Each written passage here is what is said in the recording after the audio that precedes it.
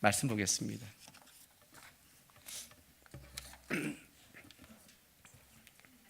누가복음 2장 1절부터 7절까지 말씀입니다. 누가복음 2장 1절부터 7절까지 말씀 우리 한 절씩 교독합니다. 그때 가이사 아구스도가 영을 내려 천하에 다 호적하라 하였으니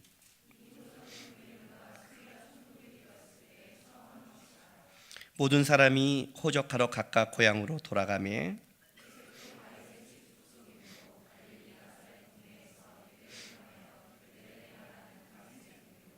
그 약혼한 마리아와 함께 호적하러 올라가니 마리아가 이미 잉태하였더라. 같이 있습니다. 첫 아들 낳아 강보로 쌓여 구유에 뉘었으니 이는 여관에 있을 곳이 없음이러라. 아멘. 우리가 너무나 잘 아는 말씀이고 또 여러분이 많이 읽은 말씀입니다. 이 말씀은 너무나 우리가 잘 알고 있어서 너무나 쉽게 넘어가는 본문 중에 하나입니다. 의외로 우리가 많은 걸 놓치는 것 중에 하나가 몰라서 놓치는 경우도 있지만 너무 잘 알아서 놓친 경우가 있습니다. 우리가 친한 사람도 그렇죠.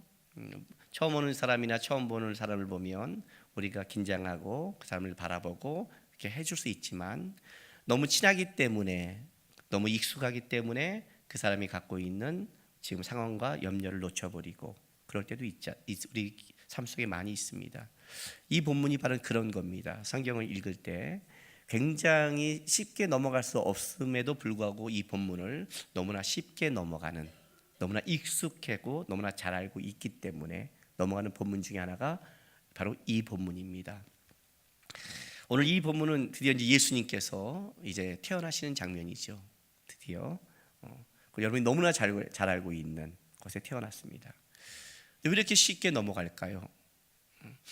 제가 아는 어떤 목사님께서 저한테 이런 마음을 나눈 적이 있습니다.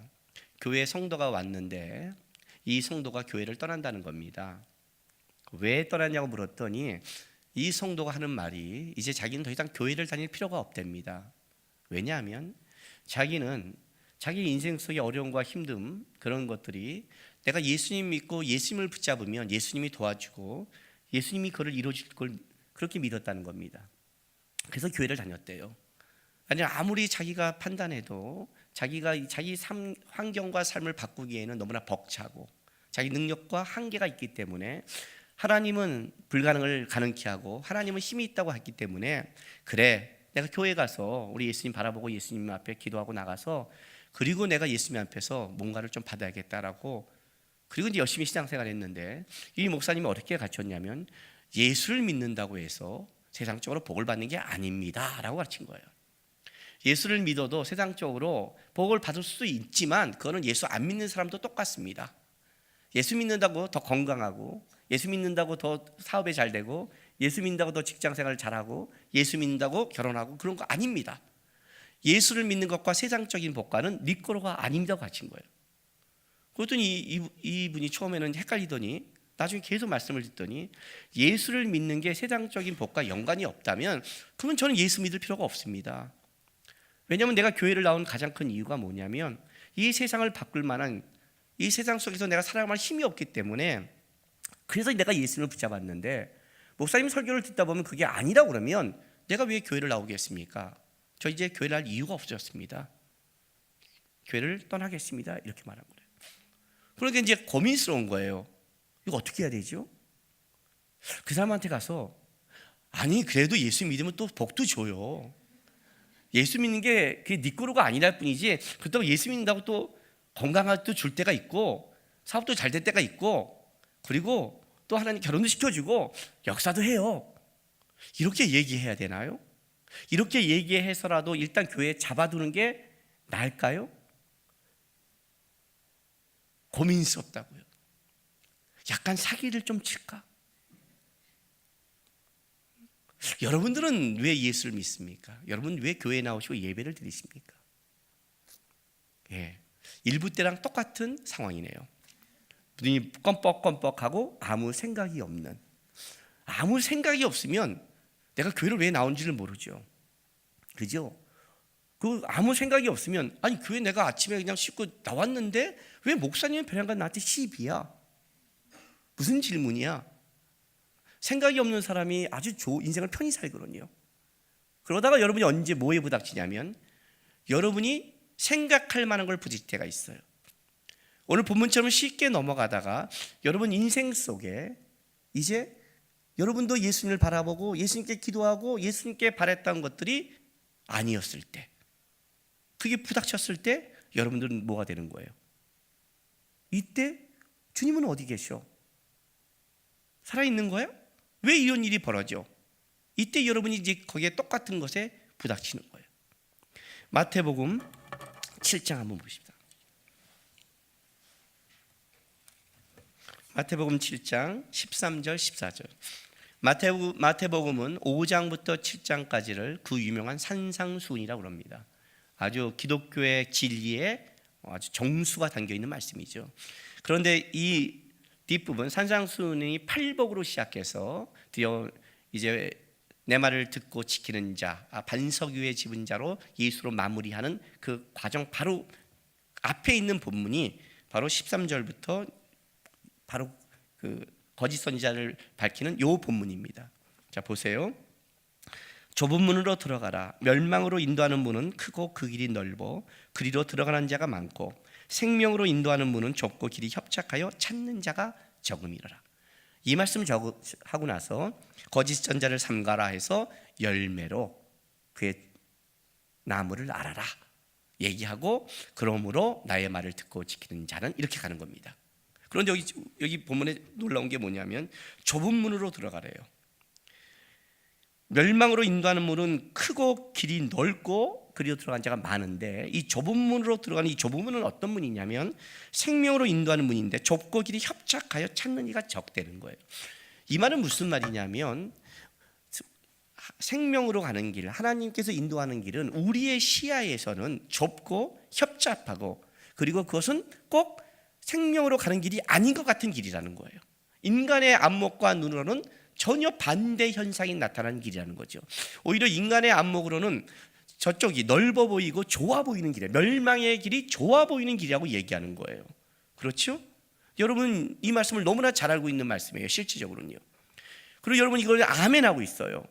그런데 여러분 인생 속에 그러면 하나님이 이것이 아멘이라면 이 인생 속에 하나님이 어떻게 인도해 가냐면 여러분의 길을 좁고 이해하지 못할 길로 인도하는 거죠. 그게 생명의 길이니까. 근데 그 길을 들어서는 순간 여러분은 이런 반응을 보여요. 하나님 여기가 맞아요? 이렇게 힘든 길을 가게 하세요? 이게 진짜 생명의 길이에요?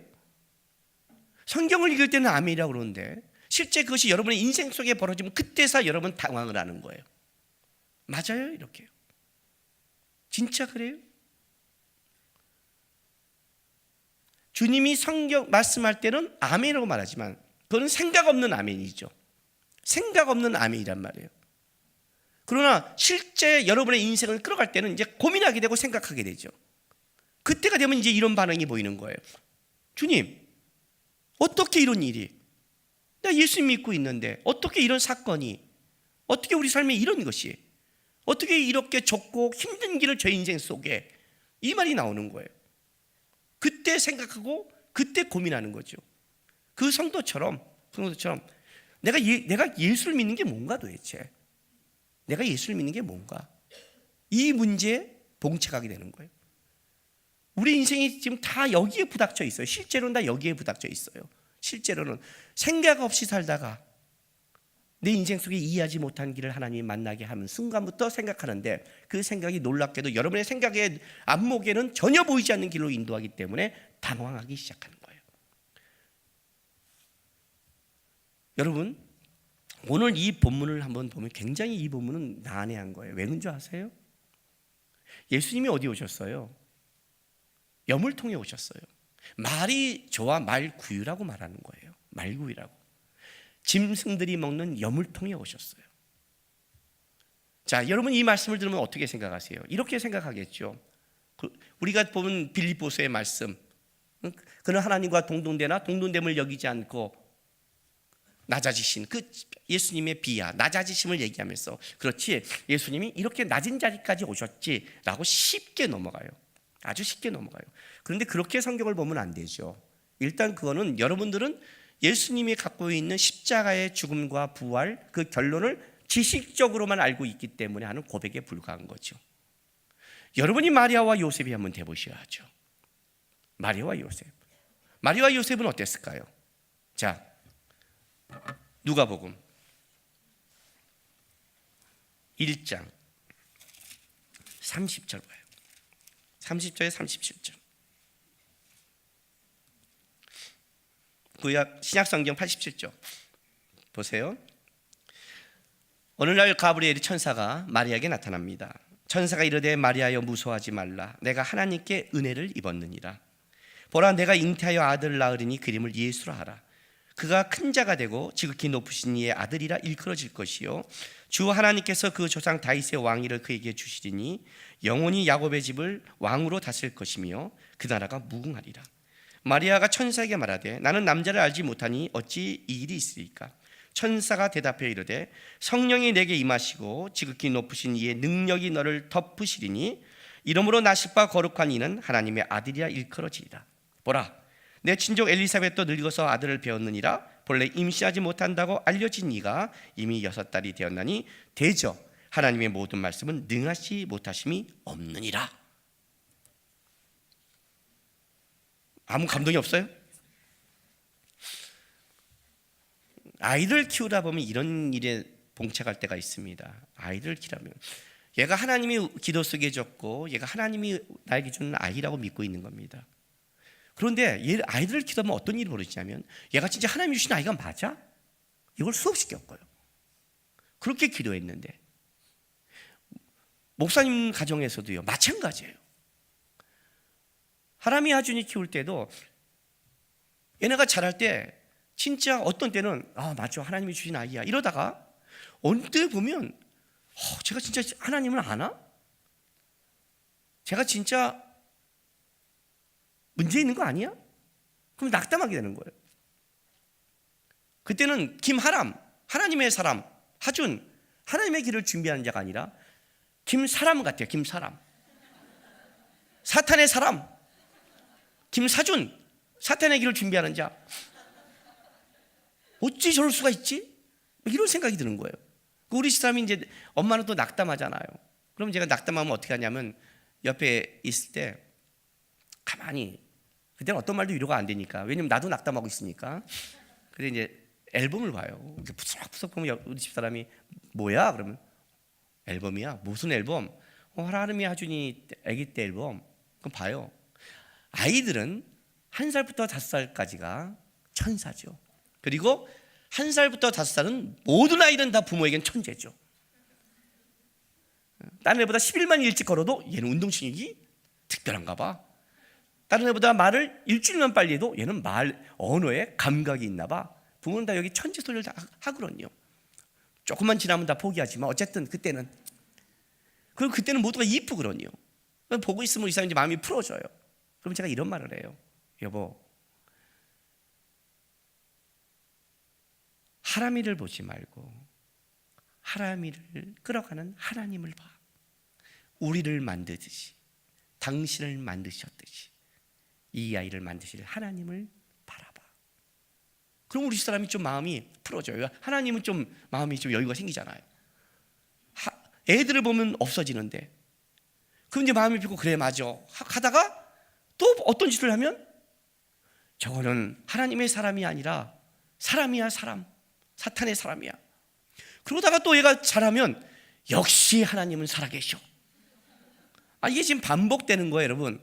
그런데 만약에 하나님께서 내가 잠을 자는데 우리 집사람이 하는데 꿈속에 나타나서 남구가 내가 너희 집에 아들을 줄 것이다. 그 아이들이 이 민족을 통일시킬 것이며 이 땅을 영광스럽게 끌어나갈 영광의 아들을 줄 것이다. 기도로 키워라 하고 눈을 떴던데 우리 집사람도 같은 꿈을 꿨어요. 그리고 애를 가졌어요. 여러분 그 애를 내가 얼마나 기대하겠습니까? 그렇지 않겠어요? 굉장히 기대할 거 아니에요. 그런데 얘가 태어나더니 정교 꼴찌요. 애들을 패고 이빨 부러뜨려서 돈을 물어주고 나쁜 애들과 놀러 다니고 돌아올 기미가 안 보이고 살아간다면 내가 어떤 마음을 갖겠어요? 그게 천사가 준 게 아니라 내가 착각했나? 너무 애에 대해서 내가 감격해서 내가 헛것을 봤나? 진짜 이게 맞나? 그러지 않겠어요, 여러분? 지금 여기서 제일 난감한 사람이 누구라고 생각해요? 마리아 아니에요? 가브리엘이 나타났어요. 처녀가 잉태해서 아이를 낳는데요. 하나님께 은혜를 입은 자래요. 어떻게 이런 일이 있어요? 지극히 크신 능력이 너를 덮을 것이다. 대저 하나님의 말씀은 능하심이 없지 않다. 모든 게 가능하다. 하나님이 하신다. 걔는 그의 백성을 구원할 자다. 이스라엘을 구원할 자가 태어날 거다. 너의 친조 엘리사벳을 봐라. 노년에 얻었다. 너는 그보다 더 위대한 기적을 맛볼 것이다. 그리고 진짜 남자와 가까이 안 했는데 아기를 가졌어요. 놀라운 일이 벌어졌잖아요. 그렇죠? 얼마나 이 아이를 기대했을까요? 얼마나 기도했을까요? 얼마나 이 아이에 대해서 하나님이 이스라엘을 돌아보고 생각하고 자랐을까요? 그런데 그 아이를 낳으러 베들레헴에 갔는데 놀랍게도 어떤 일이 벌어져요? 베들레헴에서 아기를 낳을 조그만 방 한가운데도 하나님이 예비해 두지 않은 거예요. 당황하지 않겠어요? 천하의 로마 황제를 통해서 호적을 하라고 명령하고 그리고 자기 고향으로 돌아갔는데 하나님이 진짜 베들레헴에서 다윗의 동네 베들레헴에서 이 얘기를 낳게 하시구나 갔더니 임신을 했잖아요. 천하의 로마 황제가 호적을 명했으니까 모든 유대인들이 다 움직이기 시작했단 말이에요. 얼마나 전국이 복잡할까요? 우리 추석 때 이럴 때도 복잡한데 무조건 모든 백성이 다 움직여야 되는 거 아니에요. 그러면 얼마나 복잡하겠어요.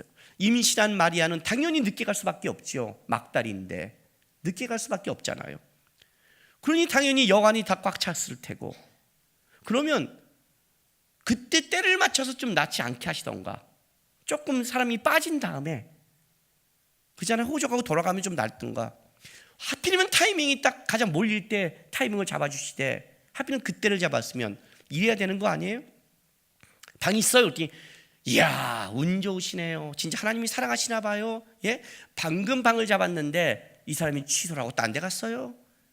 딱 비었는데 요 타이밍에 오셨네. 이야 진짜 하나님이 사랑하시는가 봐. 이렇게 와야 역시 하나님이 준 자는 다르구나 이래야 되는데 이거를 짐승들이 있는 마북간에 자기 하시고 그것도 여물통에 아기를 낳게 해요. 전국에서 많은 사람이 몰려오기 시작하니까 여물통을 준비했겠죠. 쓰지 않는 여물통이 있었을 거예요. 분명히요. 많은 자가 오니까 그 쓰지 않는 감사한 거를 쓰지 않는 새 여물통 거기에 예수님이 태어나는 거예요. 그걸 준비 못할까요? 마리아의 입장에서 황당하지 않겠어요?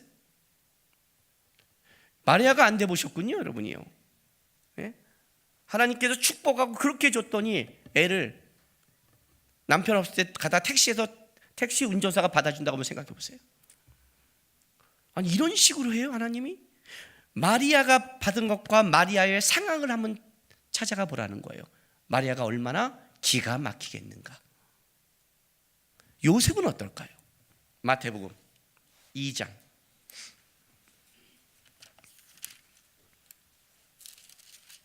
18절부터 보세요.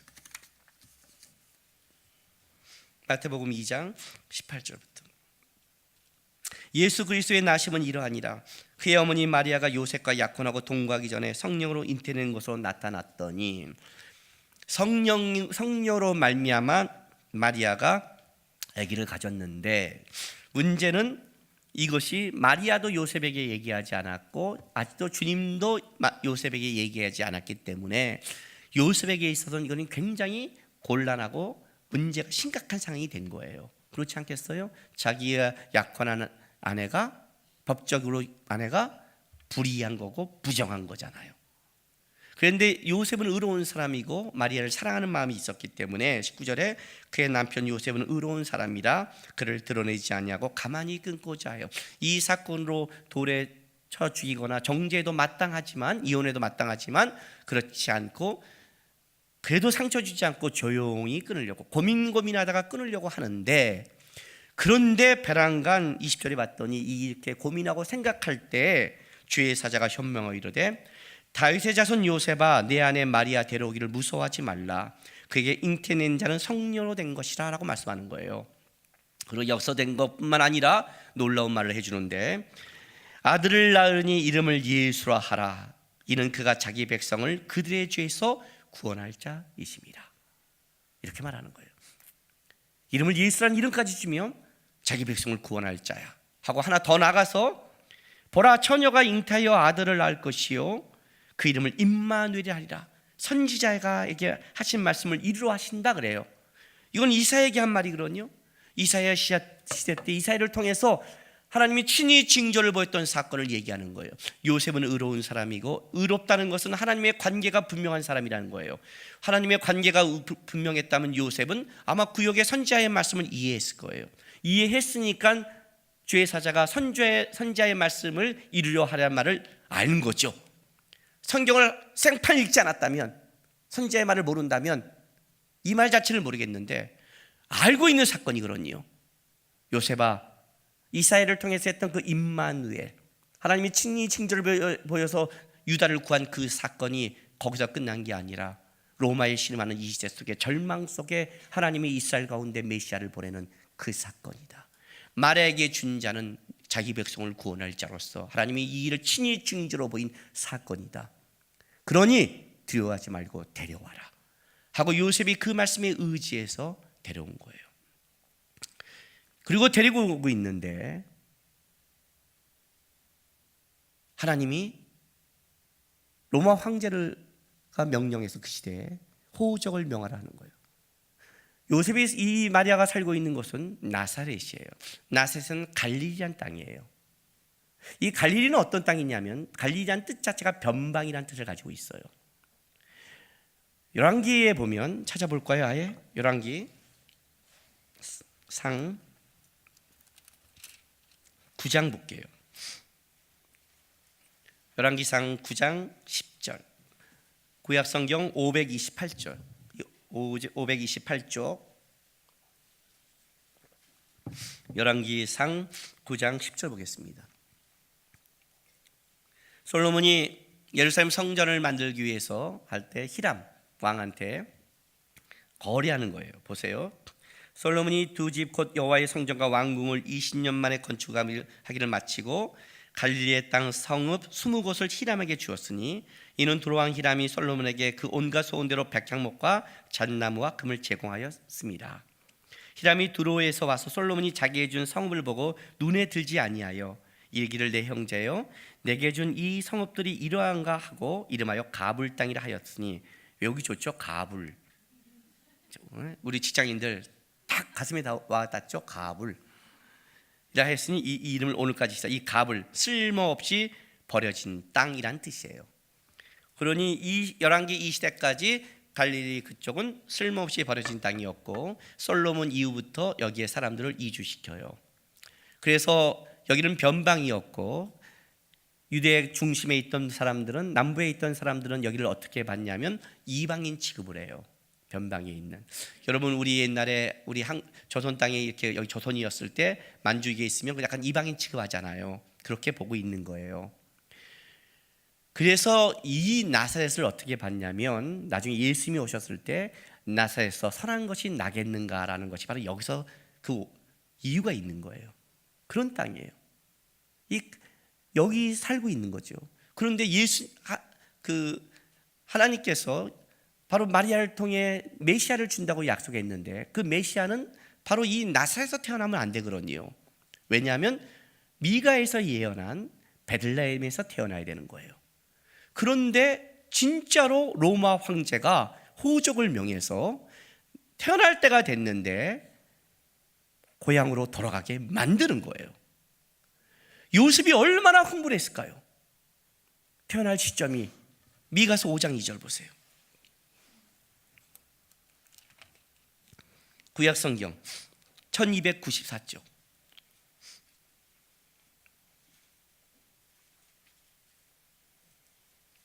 (1294쪽) 미가서 5장 2절. 미가의 예언입니다. 베들레헴 에브라다야. 자, 에브라다는 베들레헴의 옛 이름입니다. 우리식으로 말할게요. 서울 한양아 이렇게 말하는 거예요. 강조죠. 강조하고 있는 거예요. 베들레헴을 너는 유다 족속 중에 작을지라도 이스라엘을 다스릴 자가 내게로 나올 것이라. 그의 근본은 상고의 영혼에 있느니라.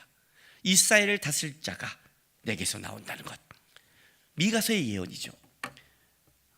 요셉이 미가서의 예언을 알고 있기 때문에 요셉은 흥분했을 거예요. 왜냐하면 오늘 본문에 보면 그 2장, 누가복음 2장에 보면, 자 보세요. 2장 5절 뒷부분을 좀 볼게요. 그의 약혼한 마리아와 함께 호적하러 올라가니, 이 약혼한다는 말이 재밌는 말이에요. 아직 결혼하지 않은 상태죠. 그러므로 아직 결혼하지 않은 상태이기 때문에 이 아이가 요셉과 동침하지 않은 아이라는 것을 얘기하는 거고, 또 약혼이라는 것은 유대인들에게서는 법적으로 결혼한 상태로 들어가기 때문에 법적으로는 다윗의 자손이라는 걸 인정하는 그 마리아를 데리고 호적하러 올라간다는 표현을 써요. 왜냐하면 당시에 로마 황제가 명령해서 호적하러 모든 사람이 갔을 때 이 모든 사람에게 있어서 여자는 안 올라가도 되었기 때문에 그래요. 왜냐하면 이것은 그 집에 이 사람 저 사람 몇 명이 산다는 걸 직접 확인하는 게 중요한 게 아니라, 로마 황제가, 이게 이제 로마 첫 번째 황제 옥타비아누스를 얘기하는 건데, 그가 처음에 황제가 돼서 어떤 일을 하냐면 자기 나라를 온전히 효율적으로 통치하고 또 효율적으로 세금을 걷기 위해서 어떤 작업을 하냐면 자기 식민지 모든 곳에 인구조사를 들어가요. 인구조사를 해야 세금이 나오고 그 인구가 몇 명인지 알아야 효율적인 통치를 하잖아요. 그걸 하는 거예요.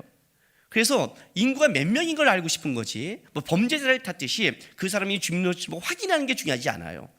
그렇다면 이때 요셉만 올라가서 우리가 이 베들레헴의 그 원래 고향이고 여기 출신인데 가족이 몇 명입니다라고만 얘기를 하면 되는 거예요. 그래서 다 모든 사람이 올라가는 게 아니라 남자만 가도 되는 거죠. 그런데 마리아를 데려 올라가요. 근데 그 마리아는 여러분 알다시피 지금 막달이에요. 막달. 지금 우리 시대에도 임신을 하면 뭐라고 그래요, 여러분? 초기에 여행 가지 마, 위험해, 막달에 조심해, 이렇게 말을 하죠. 마찬가지로 이때는 여러분 좋은 차가 있는 것도 아니고 진짜 나귀를 타고 가도 불편하고, 이건 가다가 진짜 잘못하면 문제가 될 수 있잖아요. 그럼에도 마리아를 데리고 간다는 것은 요셉이 미가서의 예언을 알고 있는 거예요. 왜냐하면 이 아이가 바로 누구예요? 선지자가 말한 바를 이룰 아이라고 얘기했고 데려왔고, 마리아도 그걸 받았잖아요. 요셉에게 있어서 이 아이에 대한 기대감이 있을 거 아니에요. 드디어 이스라엘을 돌아볼, 우리의 간구를 돌아볼 하나님이 다윗의 자손. 그래서 오늘 본문에 뭐라고 나오냐면 4절에 이렇게 나오잖아요. 요셉도 다윗의 집 족속이므로 갈릴리 나사렛 동네에서 유대를 향하여 베들레헴이라 하는 떡집, 뜻이 떡집이로요, 예루살렘에서 8km밖에 안 되는 베들레헴은 다윗의 동네로, 다윗의 동네란 말이에요. 다윗의 동네, 다윗의 성, 다윗의 동네 할 때는 1차적으로 예루살렘을 얘기해요. 왜냐하면 예루살렘을 다윗이 뺏어서 섰기 때문에. 그러나 베들레헴도 다윗이 태어난 고향이기 때문에 베들레헴도 다윗의 족속의 동네라고 표현을 써요. 여기로 오는 거예요. 그러니까 알고 있는 거예요. 하나님이 진짜 이 일을 이루시는구나. 명령해서 가니까 합법적으로 베들레헴으로 갈 수 있는 거 아니에요. 그러니 그 막달된 아내를 데리고 가는 거죠. 그리고 올라갔는데 놀랍게도 똑같이 이 데려온 아이에 대해서 어떤 준비도 해놓지 않는 거예요. 마법관에서, 염을 통해서 이 메시아가 태어나는 거예요. 자기가 받은 하나님의 환상과 자기가 받은 하나님의 음성과 실제 자기가 삶 속에서 역사하는 그 사실이 너무나 차이가 나는 거죠. 그것도 너무나 차이 정도가 아니라 기가 막힌 차이를 가지고 나오는 거예요. 요셉이 얼마나 당황스러웠을까요? 그렇지 않아요? 얼마나 놀랐을까요? 이걸 어떻게 받아들여야 되나요, 도대체? 이 사건을. 여러분이 예수를 믿는다는 것, 여러분이 예수님을 고백하고 예수님이 하나님 나의 주인이라는 것과 그것이 여러분의 인생 속에 하나님이 벌어지는 사건이 180도 다르게 한다면 여러분은 어떻게 반응하시겠어요? 진짜 하나님 살아계신 거 맞아? 내가 들은 게 맞아? 진짜 역사가 맞아? 그렇지 않겠어요? 이게 지금 신앙의 길이라고 말한다면 얼마나 난처하겠어요? 얼마나 난처하겠어요? 이해가 아직도 안 가는 거죠. 그리고 우리는 이 상황에서 맨날 고민하는 거죠. 여물통에 태어난 메시아를 어떻게 이해해야 되나? 하나님은 살아계신데 왜 나는 마법관에 있어야 되는가? 말이 마법관이지 여러분. 수많은 사람들이 오는 거예요. 여행지에 가는 호텔 가보세요 여러분. 어떤지. 여기에 짐승들의 냄새와 얼마나 많았겠어요? 깨끗한 곳이겠어요? 아니잖아요. 여기서 애를 낳게 하다니 메시아를. 어떻게 이걸 이해할 수 있을까요? 마리아와 요셉이 되면 당황스럽지 않겠어요?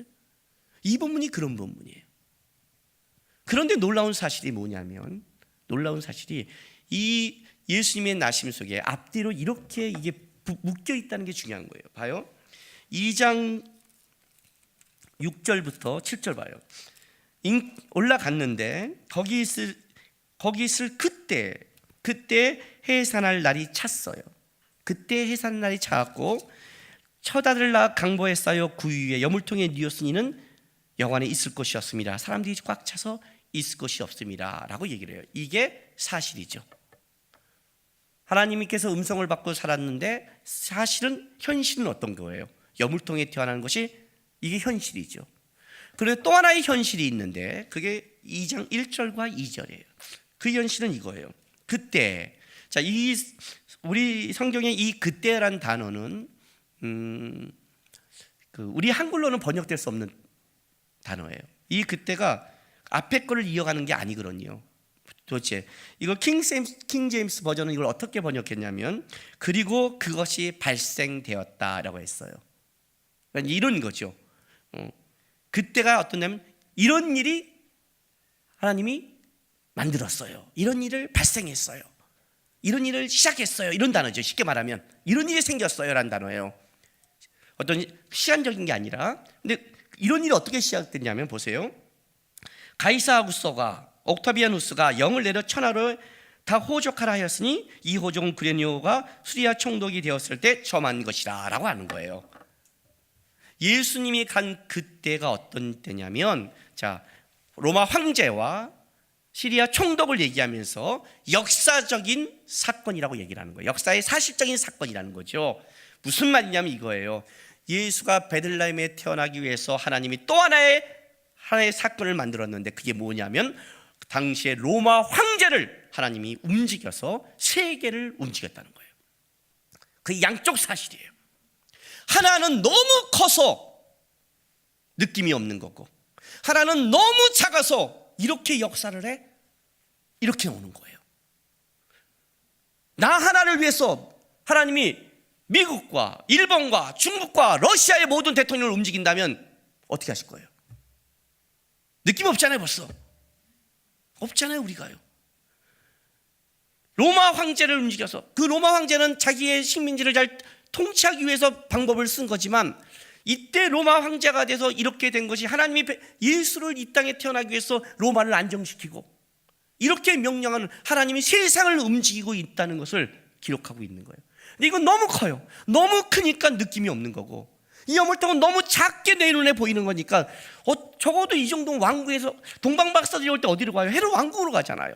나실바 유대인의 왕이라고 그러면 왕국에 태어난 것이 우리의 생각이니까 적어도 어느 정도의 편안한 집이나 저도 왕 같은 대접을 할 만한 건 우리가 생각하는 한계에 묶여 있는데 하나는 너무 크니까 인지함을 못하고 하나는 너무 우리 생각 속에 이해하지 못하는 방법으로 역사하니까 납득을 못하는 거예요. 그런데 이것이 예수님의 나심을 얘기하는 게 아니라 실제로는 뭐예요? 우리 삶에서 똑같이 이게 벌어지는 거예요. 이 사건이 양쪽 사실을 갖고 얘기를 하는 거예요. 하나님의 일하심을 보라는 거예요. 감이 없잖아요. 지금요. 그 사이에 이 본문이 있는 거예요. 보세요. 2장 3절 4절이 있는 거예요. 모든 사람이 호적가로 각각 고향으로 돌아가매 요셉도 다윗의 족속으로 갈릴리 다셋 동네 유대를 향하여 베들레헴이라는 다윗의 동네로 약혼녀를 데려갔다라고 와요. 모든 사람이 각각 고향으로 돌아가매.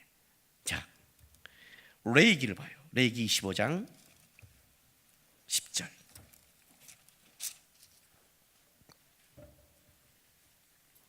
레위기 25장 8절부터 12절까지가 희년에 대해서 얘기하는 거예요. 구약 성경 185쪽 레위기 25장 10절을 보세요. 찾았어요? 25장 10절. 너희는 50년째 해를 거룩하게 하여 그 땅에 있는 모든 주민을 위하여 자유를 공포하라. 이 해는 너희의 희년이니 너희는 각각 자기의 소유지로 돌아가며 각각 자기의 가족으로 돌아갈지며 라고 그래요.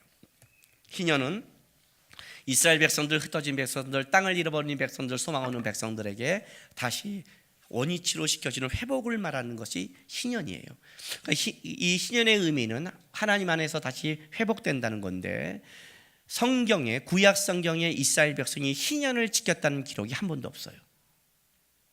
왜냐하면 출애굽을 해서 광야를 갈 때는 희년이라는 걸 지킬 수가 없을 뿐더러 그때 레위기를 받았고, 그리고 여호수아가 가나안 땅에 들어갈 때는 전쟁 중이었고, 사사기 시대는 타락했으며, 사울은 당연히 하지 않았고, 다윗 시대는 다윗은 어떻게 돼요? 40년 왕노를 했지만 남유다 7년 6개월 할 때는 이스라엘의 왕이 아니었고, 뒷부분에는 법궤가 들어오기까지 싸움했고, 그런 희년을 지킬 만한 게 없었어요. 평화 시에는 솔로몬이었는데 솔로몬 시대의 희년을 지키지 않았어요. 그리고 남북으로 분열됐고 바벨론 포로로 망했어요. 함부로 이스라엘 백성은 희년을 못 지켰죠. 아니, 못 지키는 게 아니라 지킬 수가 없는 거죠. 자기네가 안 한 게 아니라 희년은 인간의 힘으로 할 수 없는 게 희년이죠. 그런데 예수님이 태어날 때 놀랍게도 하나님이 로마의 황제를 움직여서 모든 사람이 각각 자기 고향으로 돌아가는 희년의 맛을 보여주기 시작하는 거예요. 예수 안에 고향으로 돌아가는, 예수 안에서 본향을 가는, 예수 안에서 회복이 있는 그것을 보여주기 시작하는 거예요. 누구를 움직여서? 황제를 움직여서. 세상의 모든 주인이라고 말하는, 세상의 권력이라고 말하는 그를 움직여서 바로 선지자가 말한 바 이 메시아가 태어날 베들레헴으로 돌아가게 하고, 단순하게 요셉과 마리아뿐만 아니라, 여러분 만약에 요셉에게 하나님이 베들레헴에서 예수님을 태어나게 하려고 했다면 굳이 천하를 움직이지 않았고, 천사가 나타나서 태어날 때가 됐을 때 너는 베들레헴에 가서 태어나라 이렇게 말씀했다면, 요셉과 마리아만 왔고 딴 데는 한적하고 조용했으며 실방도 많았으며 메시아가 태어나는, 베들레헴에 태어나는 예언을 이룰 수 있었어요. 그러나 이 사건은 단순하게 그냥 거기서 태어나서 요셉과 마리아의 사건이 아니라 바로 모든 사람이 돌아가야 되는 예수님의 희년의 맛배기는 그걸로 이 사건을 끌어가고 있는 거예요. 놀라운 사건이 벌어졌어요. 우리는 지금 뭐에 놓치고 있냐면 여기에 놓치는 거예요. 여물통에 모든 걸 놓쳐요. 여물통에 오면 어때요? 어디에 어때요? 중요한 게 뭔지 아세요? 예수가 이 땅에 온다는 거예요. 오셨다는 거예요. 예수가 이 땅에 오시기 때문에 하나님은 천하를 움직여서 예수가 희년의 주인이고 모든 걸 회복의 주인이며 그걸 보여주려고 역사하는 거예요. 어디에? 여러분, 예수님이 이 땅에 낮아진 거예요. 왕궁에 태어나면 그분이 높아졌을까요? 그건 여러분의 얘기죠. 여러분의 얘기죠. 우리가 왕궁이 높다고 생각하니까 왕궁에 태어나면 높다고 생각한 거죠. 왕궁에 태어나면. 여러분, 70평 아파트가 넓은 집이에요? 안 넓은 집이에요? 넓은 집이죠. 이게 넓다고 말하는 사람은 그보다 작은 데 사는 사람이에요. 그렇죠? 보통 집이에요. 이건 보통 60평, 70평, 80평을 사는 사람이에요. 작은 집이에요. 100평 이상을 사는 사람이에요. 영국에 공주가 왔는데 70평 아파트에 살아요. 넓은 집이에요? 좁은 집이에요? 좁은 집이에요. 액센트를 잘 보셔야 돼요. 좁은 집이 아니에요. 좁은 집이에요. 그렇죠? 주님이 이 땅에 오셨어요. 여물통에 오면 낮아진 거고 왕궁에 오면 높아진 건가요? 아니에요, 여러분. 그건 여러분 얘기예요. 여러분이 왕국에 못 살아봤으니까 하는 얘기죠. 예수님이 이 땅에 오신 게 낮아졌어요. 중요한 건 그게 아니에요. 오셨다는 거예요. 우리의 이 땅 가운데, 우리의 인생 가운데 주님이 오셨다는 거예요. 그게 표적이라는 거예요. 어떻게? 천하를 움직여서 선지자가 말한 바를 이루며 하나님은 일하고 싶다는 게 그 얘기를 하고 있는 거예요. 이게 우리가 지금 감동이 없는 거예요. 제가요, 중국을 갔을 때 황산이라는 곳을 가본 적이 있어요. 황산에 올라갔는데 그날 비가 와갖고 안개가 꼈어요. 안개가 끼니까 이게 황산인지 아닌지 그냥 앞산인지 돌덩인지 아무것도 안 보이는 거예요. 많은 상부인들이 쓱 보고 지나갔어요. 우리는 너무나 가슴이 답답해서 여기까지 왔는데 언제 여기 온다고 하나님 이러십니까 하면서 바위산 꼭대기에 와서 뒤편에 앉아 있었어요. 뒤편에 앉아 있었더니 베레마 그 뒤편에서 우리 네 사람이 뭘 봤냐면 밑에서 바람이 부는데 이 운무가 생기면서 안개가 갈라졌다 폈다 하면서 산들이 보이면서 이 쇼를 보는 거예요. 근데 이 밑에서 수많은 사람들은 아무것도 안 보이는데 불편하고 있는데 우리는 허탈해서 그걸 넘은 우리 네 명만 그걸 보고 있는 거예요. 그렇다고 여기 와서 이렇게 쓸 수 없잖아요. 그 바위선. 네. 우리만 거기서 1시간 동안 모든 걸 다 봤어요. 너무너무 그래서 하나님이 우리에게 쇼를 보여주시네. 내려왔어요. 내려왔더니 안개가 긴 거예요. 그래서 저쪽에 넘어가서 맑은 걸 일몰을 다 보고 또 멋있게 본 거예요. 근데 낮에 그 아름다운 걸 못 봐서 좀 마음이 좀 그렇고 또 그 사람들 뻑적뻑적하니까 중국인들 되게 시끄럽잖아요. 막 뻑적하니까 그러고 있는데 케이블카가 고장이 나버렸어요. 그리고 우리가 못 내려간 거예요. 왜냐하면 그 산에서 꼭대기로 내려가다가 밤 되면 어떻게 해요? 옆에 호텔을 잡았어요. 그런데 그 다음날 어쩌까지 이게 안 돼서 어떤 일이 벌어졌냐면 황산 이쪽에서 4사람이 전세를 내고 황산을 본 거예요. 황산에 가서 그 산을 4사람만 구경할 수 있는 것은 쉽지 않아요. 선교사님도 수없이 하지만 이게 처음이래요. 그 다음 날은 너무나 날씨가 맑아서 일출을 보고 모든 것을 다 황산의 모든 걸 다 보고 내려왔어요. 선교사님이 이렇게 말하는 거예요. 역시 말씀을 가르치고 온 자에게 하나님이 보너스를 주는구나. 저는 하나님이 나에게 특별하게 은혜를 주셨다. 저는 그냥 받아들였어요. 날씨와 기후와 케이블카를 고장나게 해서 밑에 수많은 사람들을 못 올라오게 하고 나한테 여유롭게 쉴 수 있는, 그때 내가 갈 때 굉장히 어렵고 힘들게 갔거든요. 저는 그게 믿어요. 여러분의 눈빛은 지금 안 믿고 있지만 저는 믿어요. 우리 하람이가 동아고등학교를 들어갔어요. 동아고등학교는 구리남경은 입시인데 반에서 1, 2, 3등 하는 애들만 들어가는 거예요. 거기는 입시예요. 우리 하람이가 1, 2, 3등을 했느냐? 아니죠. 놀랍게도 우리 하람이가 동아고등학교 가고 싶어 하는데 얘 성적은 택도 없는데 얘가 들어가는 그 해 놀라운 일이 하나 벌어졌어요. 딱 한 번만. 그래서 얘가 들어갔어요. 뭔 일은 알지 마세요. 얘가 들어가지 못할 애가 기가 막히게 들어갔어요. 얘 기도대로. 우리 집사람이 한마디 했어요. 그때요. 하람이를 위해서 그 일이 벌어졌구나. 그게 큰 일이었어요. 이해가 돼요? 나는 아멘 했어요. 그리고 그래서 우리 하람이 고등학교 다닐 때 공부하란 말을 안 했어요. 왜?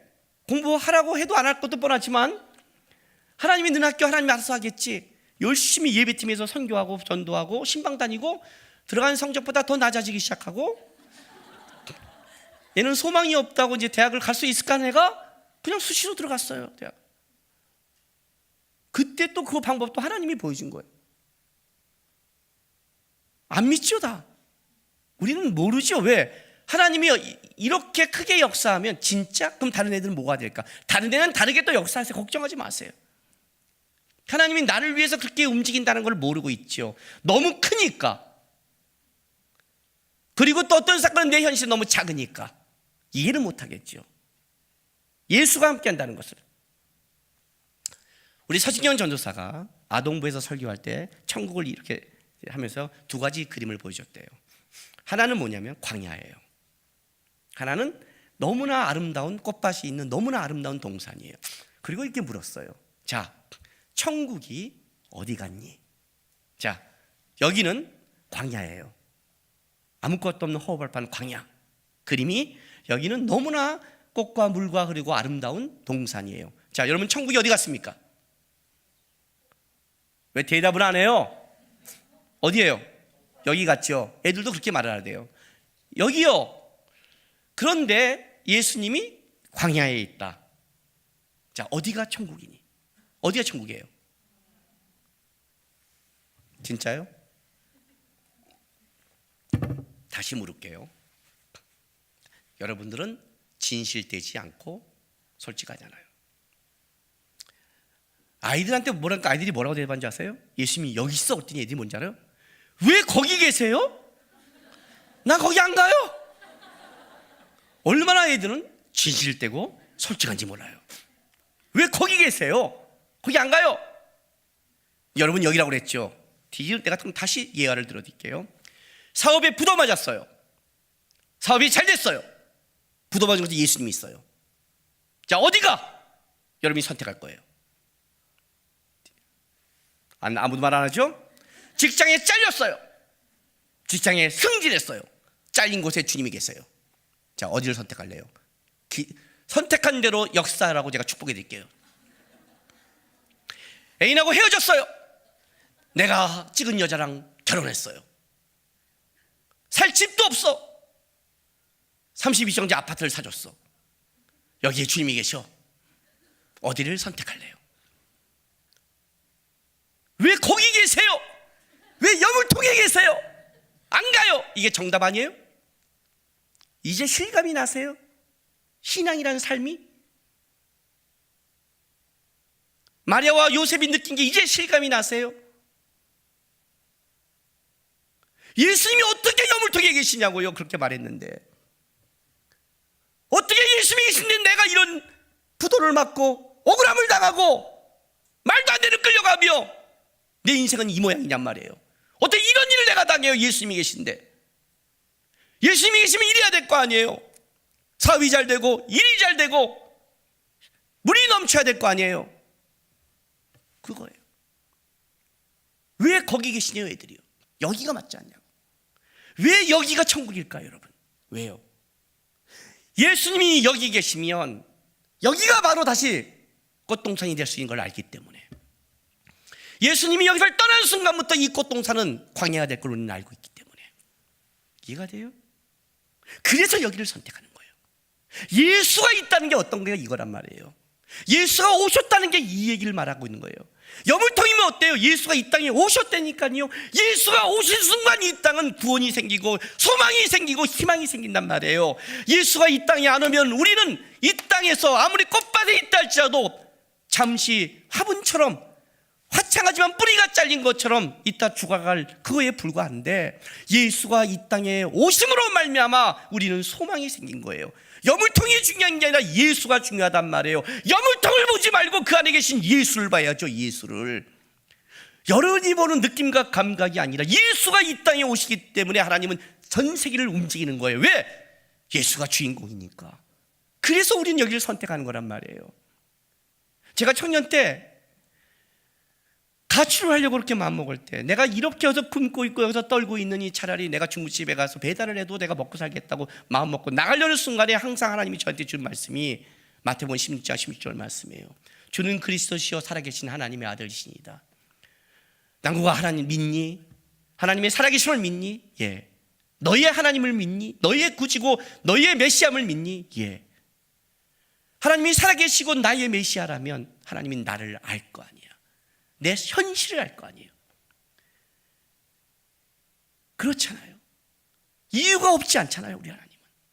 내가 근데 나가버렸는데 만약에 역사하면 어떻게 돼요? 하나님이 살아계시고 하나님이 나의 하나님이라는 게 분명하다면, 그게 하나님이 나와 함께 한다면 내가 버틸 수 있다고 하는 거예요. 그래서 가출하고 버텼어요. 버티고 버텼더니 뭘 만들었냐면, 하나님이 축복을 주기 전에 나를 강하게 만드셨고, 어떤 환경에 있어도 주님 바라볼 수 있는 믿음을 먼저 키워주셨어요. 이해가 되세요? 환경을 바뀌는 게 아니라 예수와 함께 한다는 게 뭔지를 먼저 가르치는 거예요. 예수와 함께 한다는 것, 그 얘기를 지금 하고 있는 거예요. 똑같은 사실이 있는데 우리는 몰라요. 우리 안목에는 몰라요. 하나님의 일이 너무 커서 천하보다 우주를 움직이는 하나님이니까 우리는 몰라요. 그리고 어떤 때는 좁은 길처럼 어떻게 예수가 있는데 여기 광야에 예수가 있는데 부도를 맞고 예수가 있는데 이런 억울함을 당하는 길을 가게 만드는지도 그것도 몰라요. 중요한 건 그게 아니에요, 여러분. 예수가 내한테 있냐 없냐예요. 내 삶 가운데 예수가 있냐 없냐예요. 이 땅에 오신 예수가 내 삶에 오신 예수인가, 그게 중요한 거예요. 내 삶 속에 예수가 있다면 그것이 여물통에도 괜찮고 마부간에도 괜찮아요. 왜냐하면 그것은 결국 예수로 말미암아 하나님이 일하시고 함께 하실 증거의 장이 될 테니까. 문제는 예수가 있냐는 거예요. 그 얘기를 하는 거예요. 요셉과 마리아에게 있어 중요한 거는 그 메시아가 왔다는 거예요. 여물통이 아니라 왔다는 거예요. 이 땅 가운데 오셨다는 거예요. 그게 중요한 거예요. 근데 우리는 뭐에 뺏기냐면 여물통에 뺏기고 마법관에 뺏기고 준비할 방이 없고 여기에 뺏기는 거예요. 그건 아무것도 아닌 거거든요. 아무것도 아니에요. 그건 여러분이 편한 거지, 여러분이 원하는 거지, 진짜 예수가 원하는 게 아니거든요. 그게 신앙이라는 거예요. 많은 사람들이 뭘 놓치냐면 환경과 상황 속에 예수를 놓쳐요. 예수가 내 삶에 오셨다예요. 내 삶에 오셨다예요. 나를 버려두지 않고 내 삶에 오셨다. 그래서 나는 소망이 있다. 여물통 같을지라도 마법관 같을지라도 냄새가 난다 해도 즉이 크신 능력이 나와 함께한다. 이거면 족하다. 이거면 족하다. 그걸 붙잡고 살아가는 걸 신앙이라고 그러고, 그 예수를 봐야 우리가 마리아와 요셉처럼 반응하며 살아갈 수 있는 거예요. 여러분의 삶 속에 예수가 계신가를 보시고 예수가 있다면 담대하게 그 예수님 바라보면서 살아가세요. 그 예수님이 여러분의 인생을 만들어 가실 겁니다. 기도합시다. 이 시간에 우리 기도하겠습니다. 주님, 내가 내 삶 가운데 주님이 함께 하심을 먼저 감사드립니다. 주님, 내 삶의 끝까지 함께 해주십시오. 그것이 여물통 같고 마법까지 이해하지 못하는 곳에 내가 간다 할지라도 그곳에 예수님만 계셔 주십시오. 예수님만 함께 해주신다면 제가 소망이 있음을 압니다. 제가 예수님 놓치지 않고 주님과 함께 그 길을 가서 내 삶 속에 계신 예수가 어떻게 일하신지를 보고 고백하는 인생 되게 해달라고 우리 이 시간 다 같이 주 앞에 다짐하며 기도하며 나가겠습니다. 기도하겠습니다. 거룩하신 아버지 하나님,